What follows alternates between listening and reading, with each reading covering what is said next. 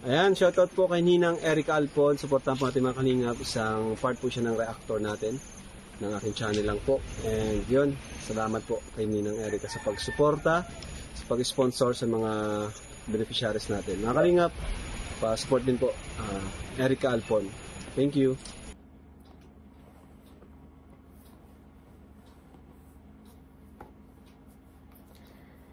Yan, mega loud shoutout po sa inyong lahat. Ako po ay si Erica Alpon Vlogs.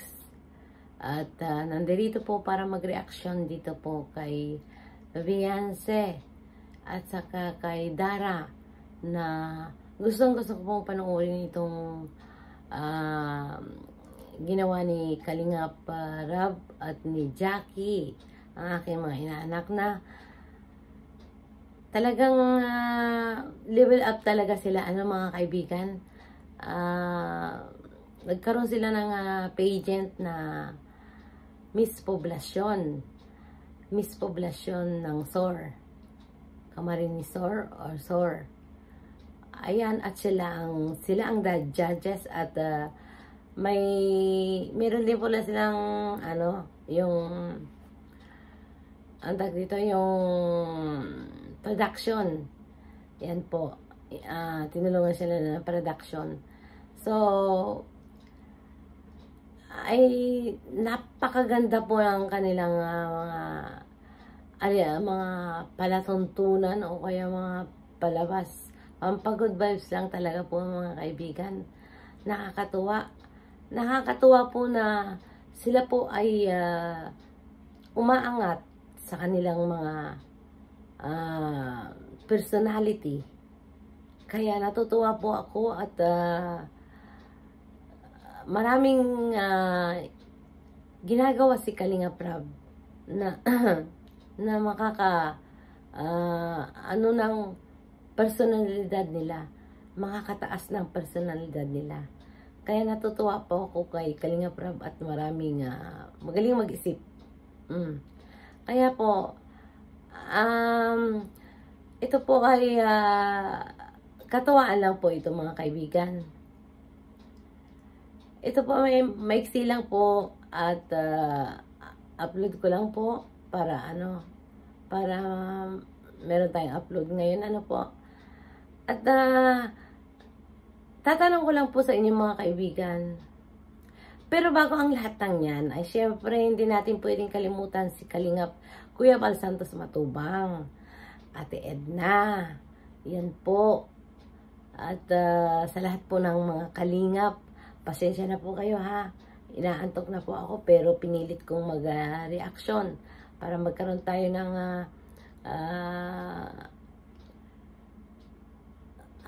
meron tayong para magkaroon tayo ng upload.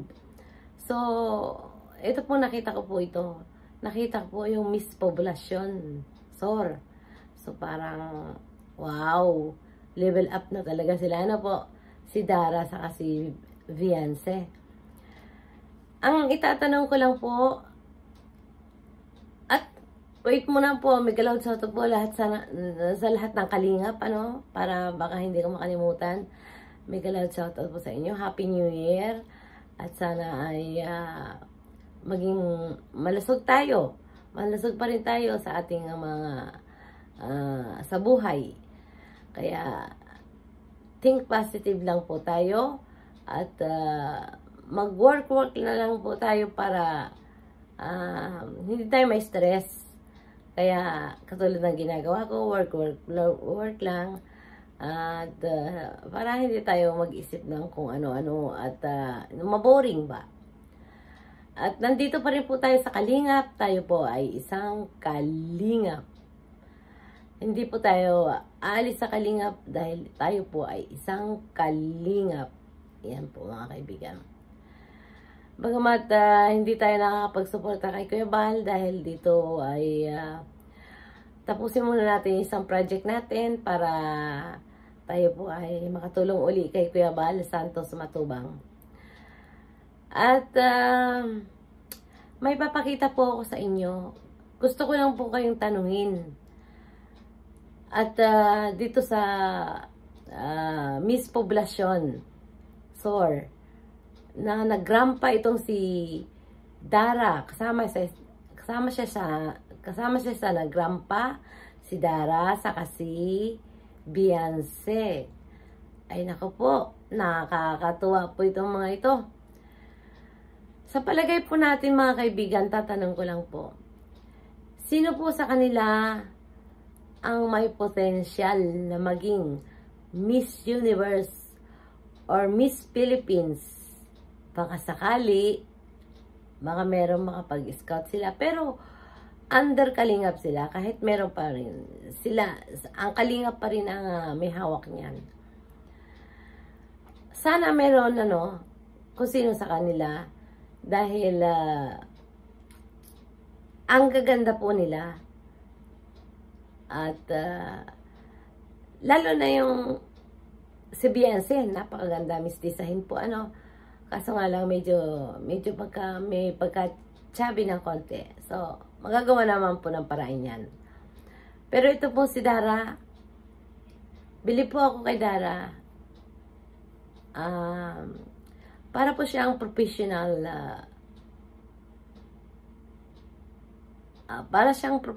na model or Miss Universe, Miss Philippines, or may nagturo sa kanya sa mga galawan niya. Napakagaling po. Perfect. Konti na lang yan. Ako, perfect. At saka siya po ay napakaano po niya. Ano siya? Matured. Si Beyonce naman po, napakaganda.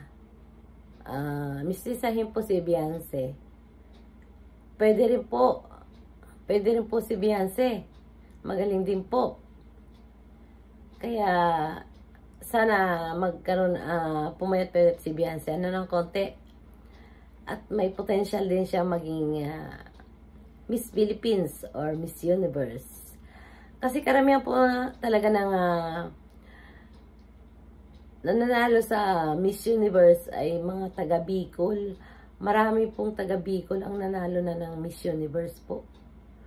Kaya, swerte sana kung mayroong isang kalingap na napasama sa Miss Universe. Nakakatuwa po. Nakaka-proud. Kaya, lalong-lalo na galing sa kalingap po. Mga kaibigan? Kaya, itatanong ko lang po sa inyo. Walang personalan po ito, Wala pong awayan or inggitan. Sino sa palagay niyo po ang medyo may potential? Or, anyway, magaling naman silang dalawa, pero medyo may nakakalamang ng konti. Sa style, sa mga kilos. Sino sa dalawa ang pipiliin niyo lang po. Hindi naman po tayo, maglalaro lang po tayo. Pipiliin niyo lang. Walang away ito, walang rival. Kumbaga, pwede naman yan. Ipupush lang natin yan. Pipiliin po natin kung sino ang medyo maganda. O kaya, kasi si Beyonce ay maputi. Si Dara ay medyo brownish. Brown ang kulay niya. Natural. Philippine talaga ang kanyang kulay. Kaya, ito po mga kaibigan, papipiliin ko lang po kayo. Comment po kayo below. At kung hindi pa po kayo nakasubscribe sa akin, pahingi naman po ng subscribe nyo. Kasi, pa-hit the notification bell naman po para makatulong tayo kay Kalingap Rab kung ano man ang kanyang mga adhikain sa buhay para lumaki pa ang Kalingap, dahil yun naman talaga ang adikain ng kalingap, makatulong sa kapwa. Ito pong dalawang ito ay beneficiary po. Sila po ay Angel, kalingap Angel po. Pero napasabak po sila sa parang modeling. Yan po. Pili lang kayo. Wala namang big deal yan. Huwag po kayong mag-away-away. Pili lang kung si Beyonce, or si Dara. Okay lang po yun. Ipaliwanag nyo, okay lang naman yun. Huwag po kayong magsalita ng masama dahil explanation lang po. Pwede na. Huwag po tayong magsiraan dahil tayo po ay isang kalingap. Yan po mga kaibigan. Makikita ko na lang po yan kung sino talaga ang inyong pinili. Katuwaan po natin. At ang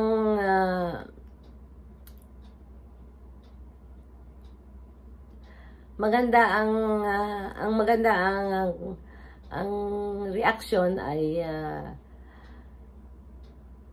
may matatanggap sa akin na pajikas. Kaya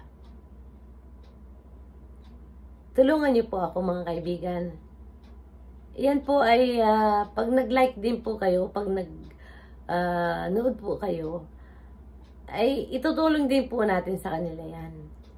Kay Kalinga Prab, sa mga Kalingap Angels, at sa mga tinutulungan ni Kalinga Prab, Kalingap Kuya Bal Santos Matubang. Kaya vote na po kayo kung gusto niyo po. Kung sana maraming bumoto, no? Maraming bumoto sana. At pagkukunti po medyo unfair po di ba? Dapat maraming bumoto. Para po manood po kayo, suportahan niyo po ako, o don't skip ads, like, and do what's. Para po yung revenue po nito ay mapupunta rin naman sa pagtulong ni Kalinga Prab. Hanggang dito na lang po mga kaibigan. At ipapakita ko sa inyo ang rampa ng dalawa. Kaya maraming salamat po sa inyo lahat. Hanggang sa muli. At bukas po magla-live ako ng pa-shoutout lang kung sino na yung mga andyan na mga kaibigan natin. Kasi po matagal po akong hindi nag-live dahil po sa pangyayaring kadahilanan. Mga kaibigan. Kaya po, kasi wala akong pasok bukas. So, magla-live tayo bukas. Pero, ngayong gabi, matutulog muna ako. Titignan natin kung sino ang pinakamaraming boto. At, doon sa nakaboto ng napakarami, doon tayo mamimili ng pajijikasin natin po. Ano po, mga kaibigan? Para po, pang Happy New Year na rin din po yun. Maraming salamat po sa inyo. Panoorin nyo po itong kunting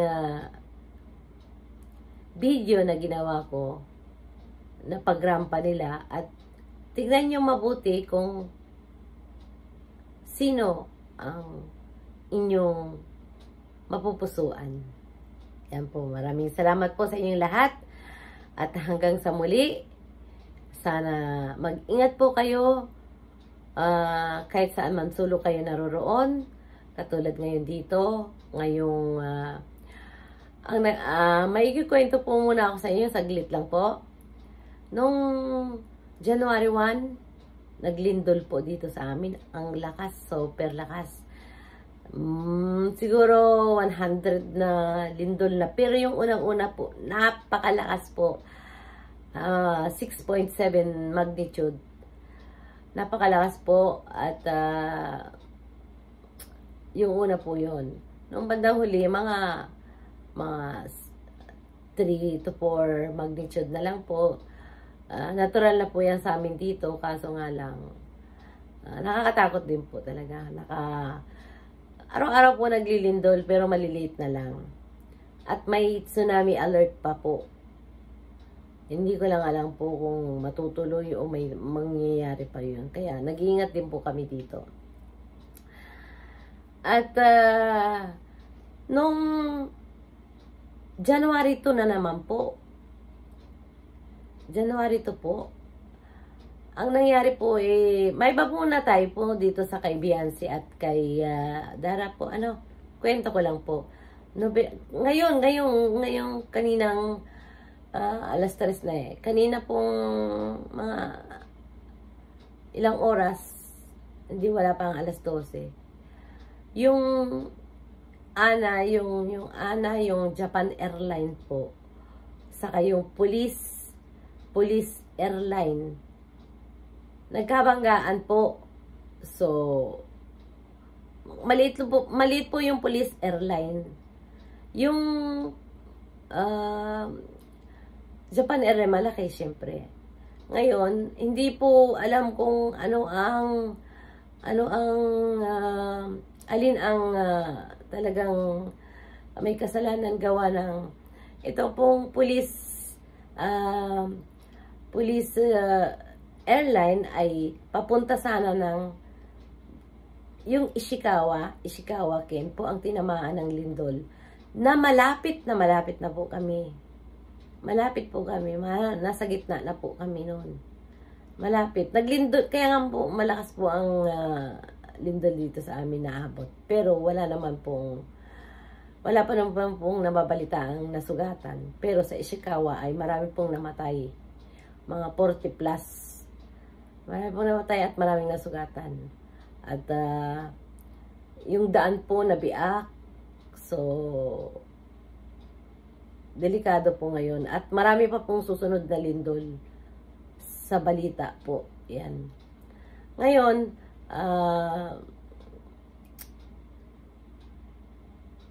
yun lang po. Yun ang balita. 1, nagkaroon ng lindol. 2, yung pulis napupunta sana doon sa Ishikawa na siguro nagkamali lang po sa mga yung yung mga schedule or lumapag po yung malaking airline, yung Japan Airline, ay gumalaw din po yung police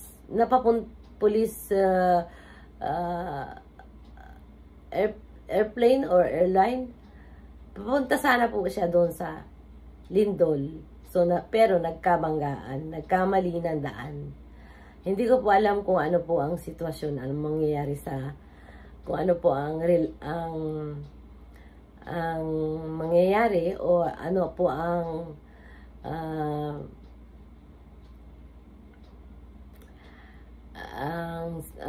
kanilang usapan dyan dahil wala naman po akong alam dyan.